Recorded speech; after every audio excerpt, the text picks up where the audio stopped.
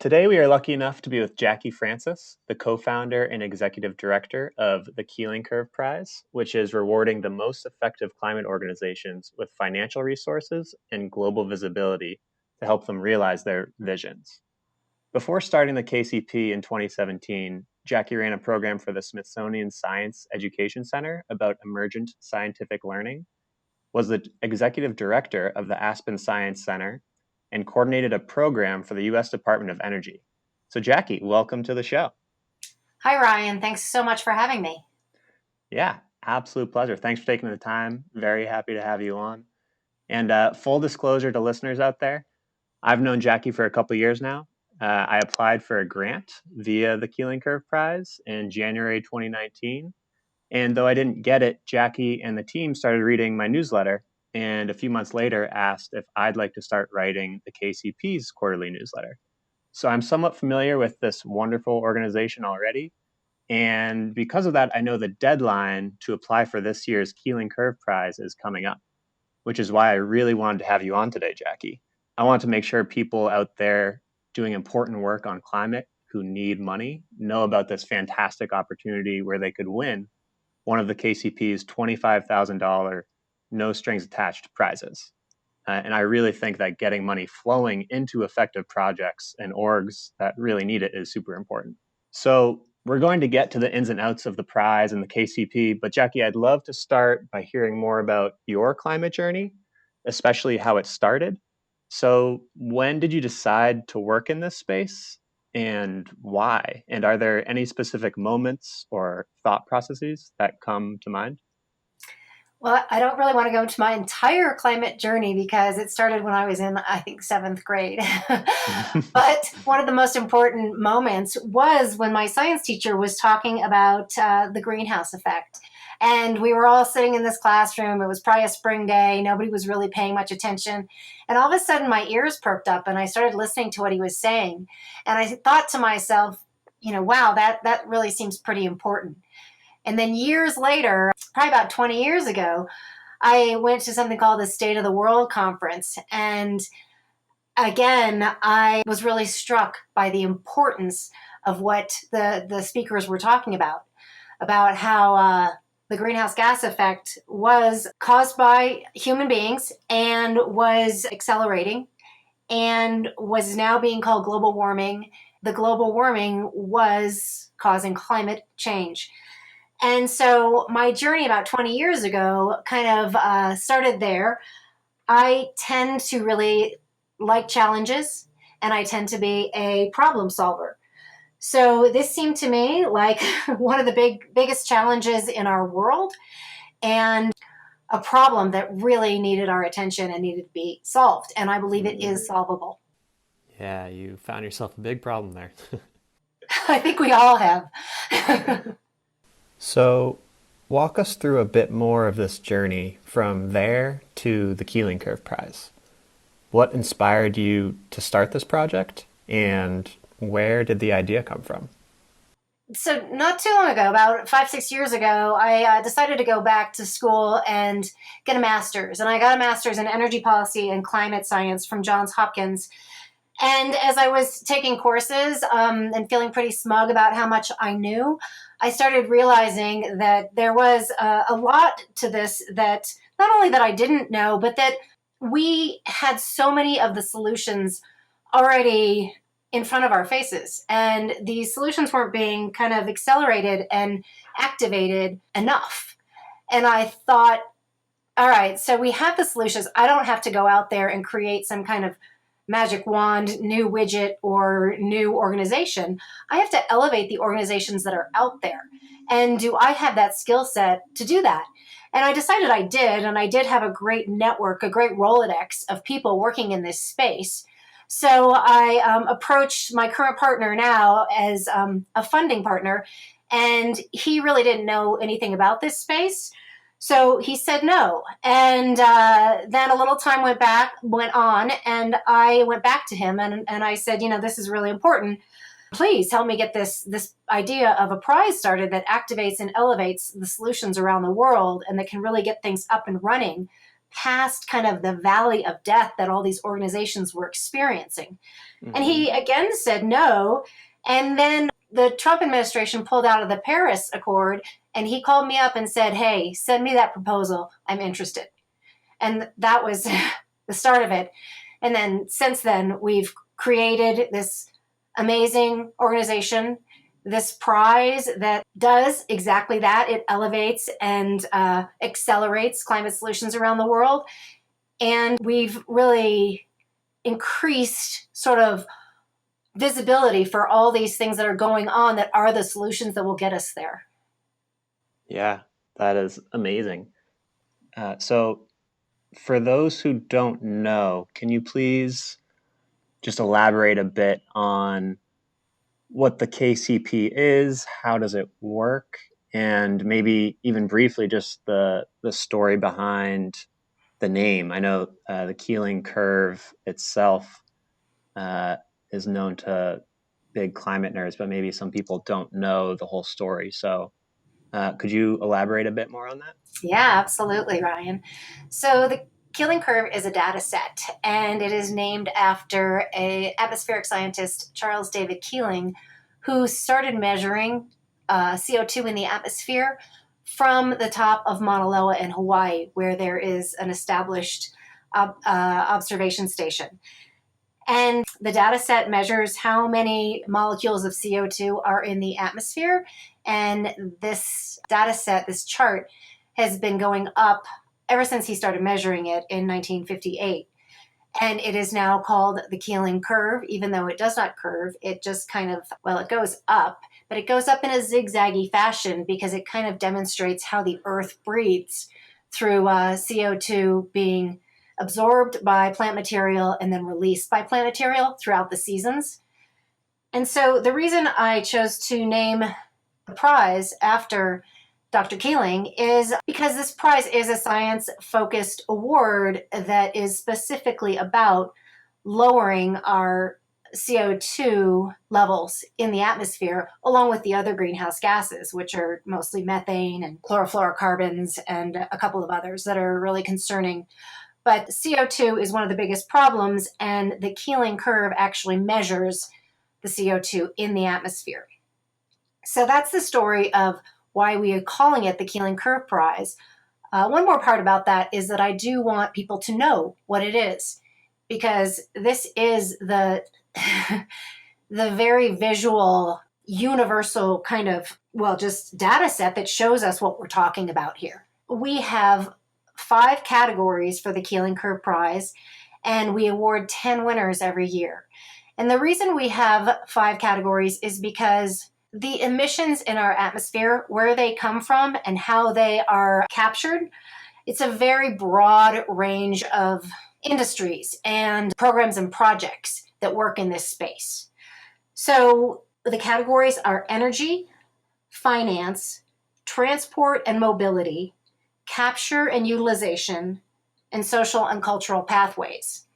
And as you can see, these kind of touch on everything in our world. And that indicates how global warming and climate change are attached to everything in our world.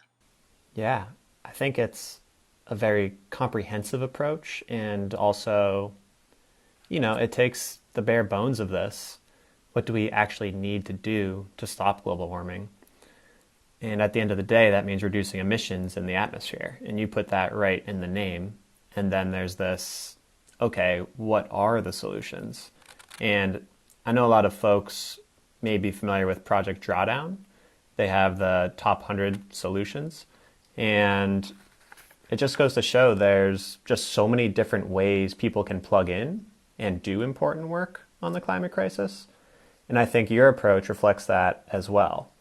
Succinctly putting the biggest categories front and center and breaking it down like that. So I'd love for people listening who may be interested in applying themselves to talk a little bit more about the prize and how it's evaluated. So how do you determine which orgs will reduce the most emissions? And is there anything useful that people might like to know about how this process actually works in terms of the evaluation stage. Sure. Well, first of all, the application period is open right now. So if you are thinking about applying, then get your application in because the deadline is coming up on February 10th. So if you have a program or a project that can explain or demonstrate how it reduces greenhouse gases or affects carbon uptake, then you can apply for the prize. And one of our questions, I can't remember exactly which one it is, but it asks us for you to show us your calculations as how you would calculate your GHG uptake or your carbon uptake, or your GHG emission reductions or your carbon uptake. Mm-hmm. And that's a very important part of the prize because we really want organizations to think about, am I having the effect I want on the atmosphere? And that's what this prize is about. This prize is about bringing down greenhouse gases in the atmosphere, whether it's through forest restoration or direct air capture or a financial mechanism that can help organizations to put in solar or wind, or whether it's a transportation system that's going to get us off fossil fuel driven vehicles or jet fuel. So we want you to think about, what is it that I'm doing in my program or project, and how does that affect this problem, greenhouse gases in the atmosphere? And that's it. If you're doing something in that space and you can show us how it's effective, it's scalable, or maybe it's really innovative, then you're going to be noticed by our organization. And the last thing I'm going to say is that the analysis process really follows the application.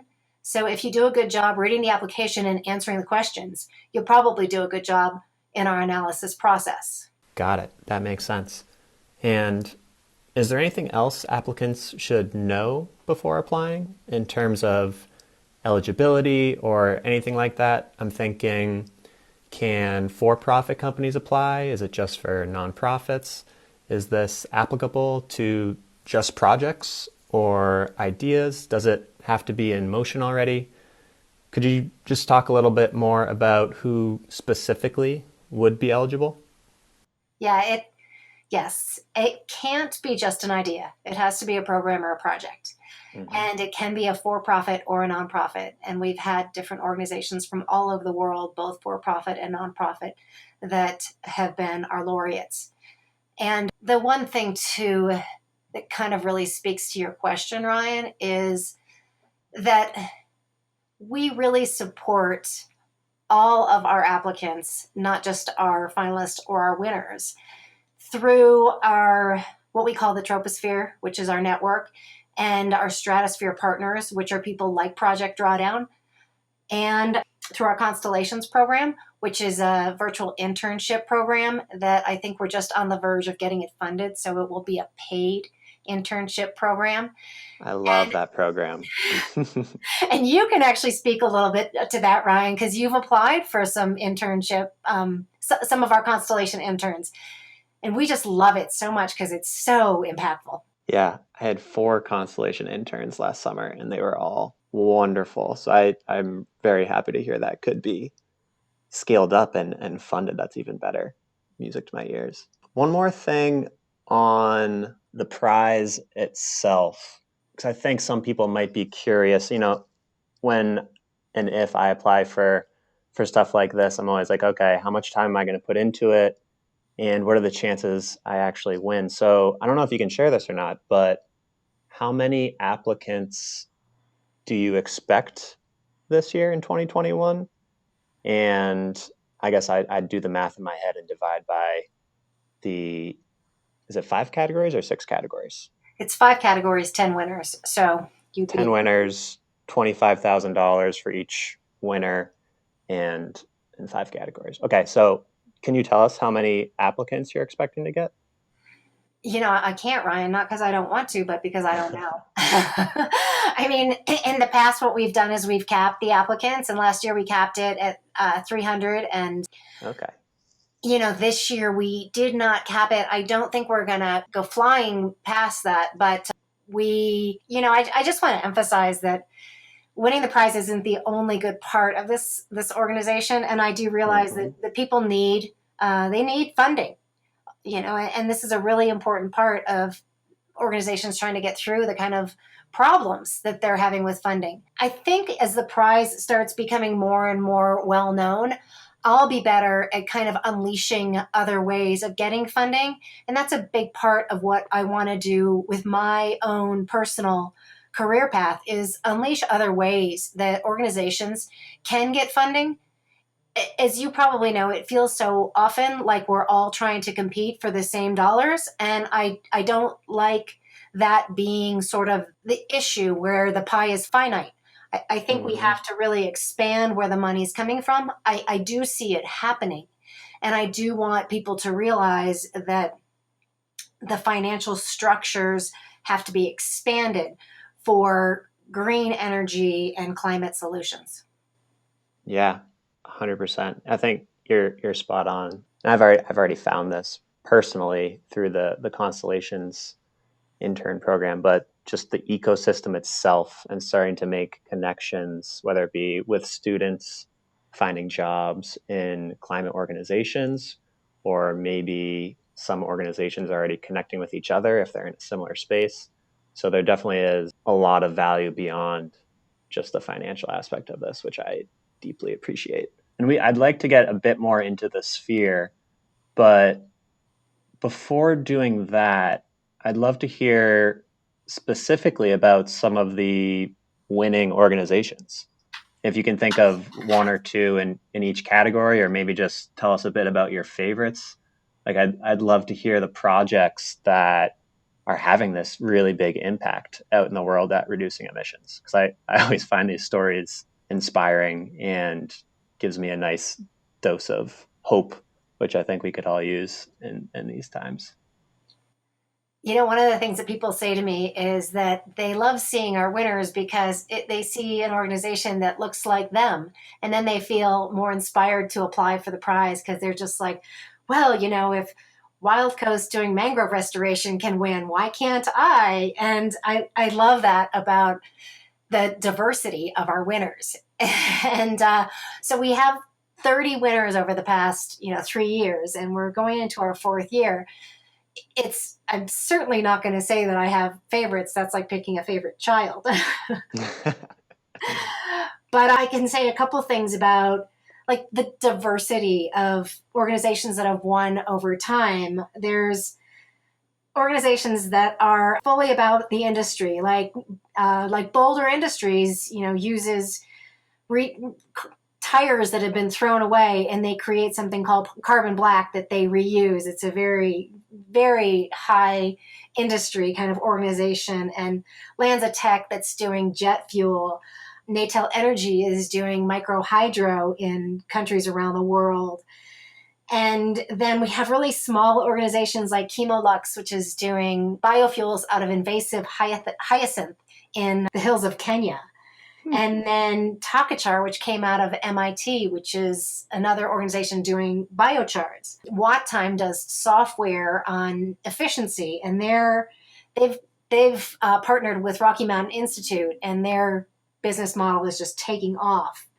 And then we have organizations that do direct air capture, like CarbFix, and finance organizations like the Generation Forest, which is teaching people how to use the forest in a financially smart way where you become vested in the health of your forest and then you don't exploit it. Feedback is about food systems and having like a closed loop in your food system so that you don't have as much food waste. Anything is repurposed. SBTI is another one of my favorites, and they're actually using science-based targets to work with corporations around the world, helping those corporations learn more about what their carbon footprint is and how to make it smaller. And SBTI, after winning the prize, just did an amazing job of marketing, and it just really upped their game. So they're working with all kinds of amazing corporations around the world. It's really neat to see their name on websites everywhere about the work they're doing. That is awesome. I mean, you just rattled off so many. That's fantastic. I think it speaks to, it just goes back to how much needs to be done and how many different approaches need to be taken. And the understanding, which is why I'm such a big fan of the KCP. It's a very comprehensive kind of strategic approach. Like, so many different things need to be done. I'm glad you guys are focusing on all these different categories and all around the world. So that is awesome. Kind of tying into how many different organizations have now applied, have won, and are a part of this sphere. Can you tell us a bit more about how that's going and any stories that have come from it of impact? So you can join our troposphere when you apply for the prize. You can opt in, and we take a look at what you're doing and invite you into the troposphere if we feel like you are seriously in this space. And then you become a part of our larger sphere. And the larger sphere includes the stratosphere partners, which are people like Prime Coalition and Project Drawdown, who could maybe take your program or your project to the next level. And you don't even necessarily have to be a finalist or a winner to get there. What I do is I curate certain organizations and pass them on to some of our stratosphere partners and say, hey, you guys should look at these organizations because they're doing something that you might be interested in covering as stories or funding at a higher level or something along those lines. So that's kind of what our stratosphere partners agree to do, to be a part of looking at what we've cultivated and curated and take it to the next level. And then a part of our sphere is our Constellations program, which actually is this virtual internship program that benefits both the interns and the organizations that hire them in such an amazing win-win situation. Yeah. And we're also looking at kind of increasing some of the other programs like our media program within the sphere too, which this year we did a Vote Climate public service announcement that was seen by, I think it was close to 2 million people. Wow. Ahead of the elections. And, it basically just reached out to moms and dads and from the viewpoint of younger people and why they should vote climate. That's very cool. I can definitely link to that in the show notes in case people want to check that out. There's something in there you just said that I want to clarify in case people aren't familiar with it. I think a lot of people who listen to this might know Project Drawdown already. I talk about them a fair amount, but you also mentioned Prime. Can you just talk very briefly about who they are and what they're up to and how they fit into all this? Prime Coalition is a nonprofit that's based in Boston that actually funds innovative projects that might be unknown a little bit, and they fund them at $1 million per program or project. And they're a stratosphere partner that looks at some of our troposphere members when I pass on information that has been vetted by the Keeling Curve Prize. Got it. Thank you for that clarification. All right, awesome. I think we are in the wrap up section of this. So I asked these questions to all guests. They're much broader, but the first one is, what are the books or book that you recommend or gift to people the most? So I'm a little bit of a science nerd, and my favorite book is a textbook, and it's about the 4 billion years of planet Earth, and it's called The Essentials of Oceanography. And it starts from, the beginning of this planet and kind of goes through to today. And for me, that's the kind of book I love. But that kind of goes, further than some people want. They don't necessarily want to read a textbook. But there's another book that I love that's called Global Warming, Understanding the Forecast. And it's by David Archer. And it's a pretty simple read about, what global warming actually is. And I think most people, if they kind of just even skimmed through it, can learn a lot about, what we're talking about and how to understand it in a really comprehensive way. And then if you want to go more on the climate justice, social justice side, it's always good to read Naomi Klein's This Changes Everything. Yep. Nice. So those are The my three top recommendations. Love it. The first one you mentioned, I haven't read it. I've jotted all three of those down. The first one makes me think of Cosmos and Carl Sagan. Just that very 10,000 foot view, look back over time, like how did we get here? How does all this work? Which is, I think, very grounding. Yeah, I would recommend anybody watch the Cosmo series because it's so fabulous. And, you know, Carl Sagan is a huge hero of mine. Yeah, I love him. All right. So, next question is, do you have any key takeaways or a final message for folks listening right now? Yeah, sure. Global warming is a lot like going 90 miles an hour towards a cliff. And right now we're in the situation where we need to just hit the brakes hard. And, you know, we're still going to probably do some damage to our car, but we won't go flying off the cliff. And the way I see it, once we do go flying off the cliff, and hopefully we won't, then what are our options? I mean, we're going to potentially have the ability to do direct air capture and to find ways to draw down our emissions in the atmosphere, but it's going to get more and more expensive, and the weather is not going to wait for us to catch up. We're going to have climate chaos continually, and it's just going to become worse and worse and worse. There'll be climate refugees, and we just have the opportunity now to see the future and to slow down the devastation that we're causing as human beings on this planet. And it's such a big problem. And there isn't just one way to fix it. All industries and activities in our world need to adapt to getting beyond fossil fuels. Yeah. I think this next decade, especially, but I mean, next week, next year, what we do now has the consequences of it are so great. It's kind of hard to imagine because it's going to affect what this world, the planet, looks like for the next hundreds or thousands of years. So I like that analogy a lot. And it just makes me think we're living in this, you know, very scary time, but also one where there's so much meaning for the work that needs to be done.